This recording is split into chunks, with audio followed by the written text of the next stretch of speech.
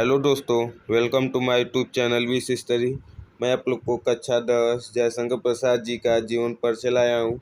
ये जीवन परिचय बहुत महत्वपूर्ण है क्योंकि बोर्ड के पेपर में हर साल पूछे जाते हैं। आप लोग को पता होगा, जो जीवन परिचय होता है वो 5 नंबर के पूछे जाते हैं। अगर आप लोग को 5 नंबर पूरा पाना चाहते हैं तो मैं जिस तरह जयशंकर प्रसाद जी का जीवन परिचय बताऊंगा, अगर आप लोग उस तरह लिख देंगे तो 5 नंबर देने में कोई नहीं रोकेगा।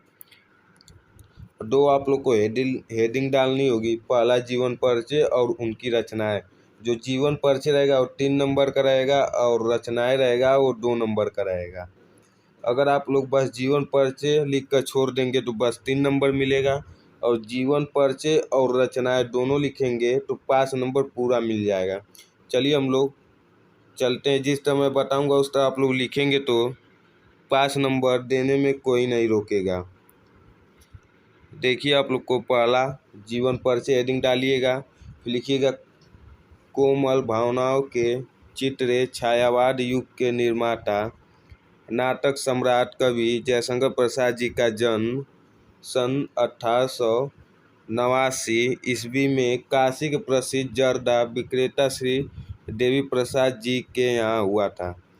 आप लोग को कह रहा है कोमल भावनाओं के चित्रे छायावाद युग के निर्माता नाटक सम्राट कवि जयशंकर प्रसाद जी का जन्म सन 1889 ईस्वी में काशी के प्रसिद्ध जर्दा विक्रेता।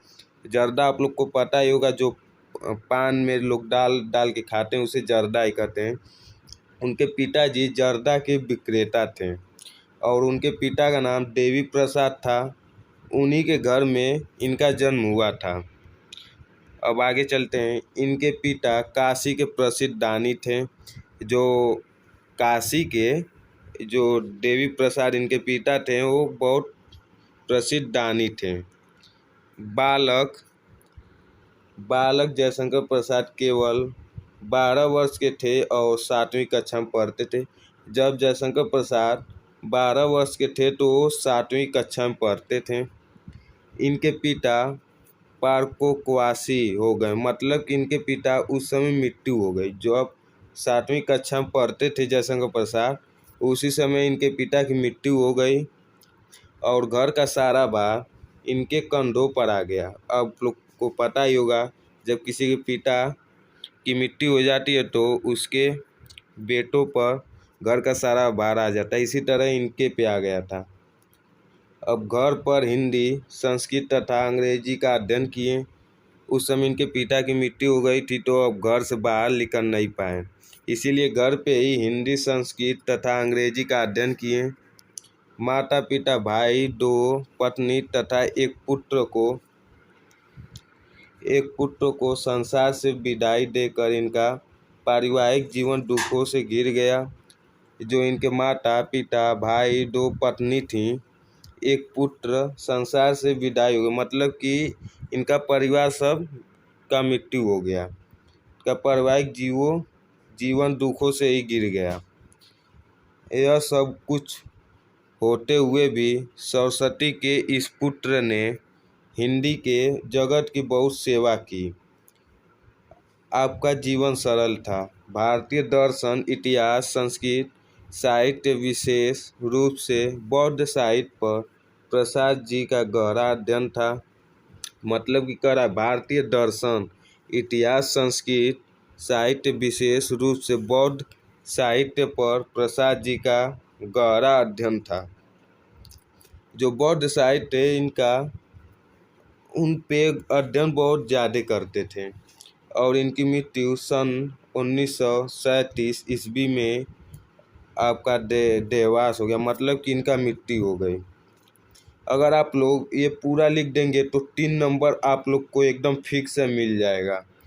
फिर इसके बाद 2 नंबर की रचनाएं लिख देंगे तो 2 नंबर पूरा मिल जाएगा। 3 + 2 = 5 आप लोग को मिल जाएगा एकदम फिक्स।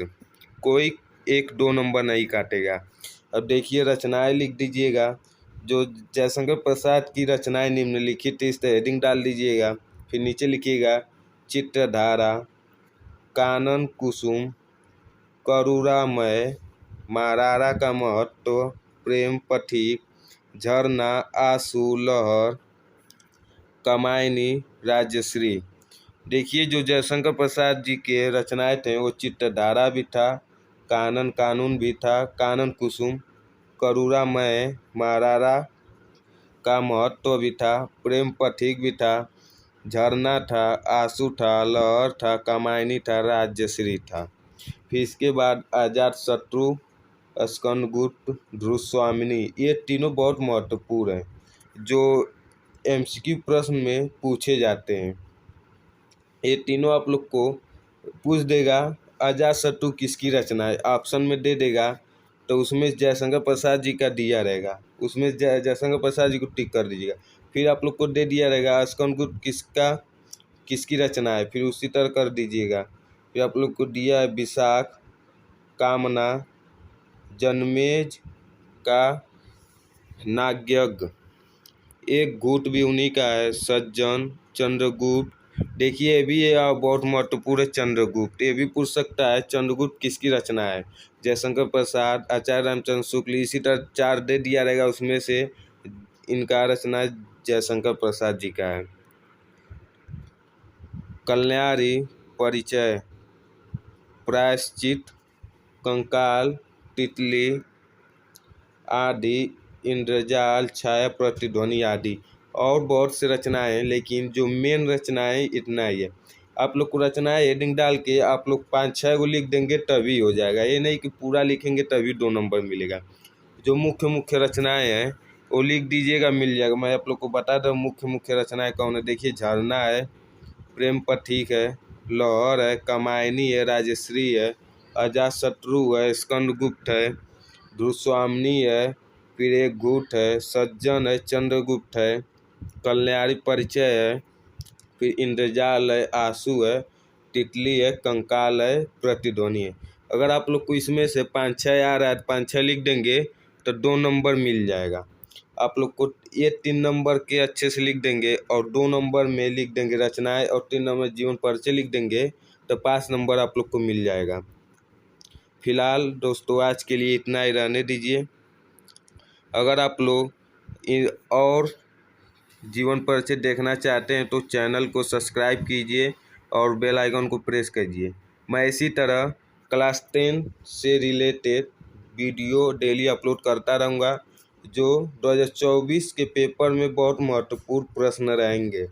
अब की बार आप लोग को 95 प्लस लाना है तो हमारे चैनल को सब्सक्राइब कीजिए और मैं डेली जो वीडियो अपलोड करता हूँ उसे देखिए, तभी आप लोग को 95 प्लस आएगा, नहीं तो आप लोग का 80 से प्लस रहेगा। धन्यवाद। जय हिंद, जय भारत।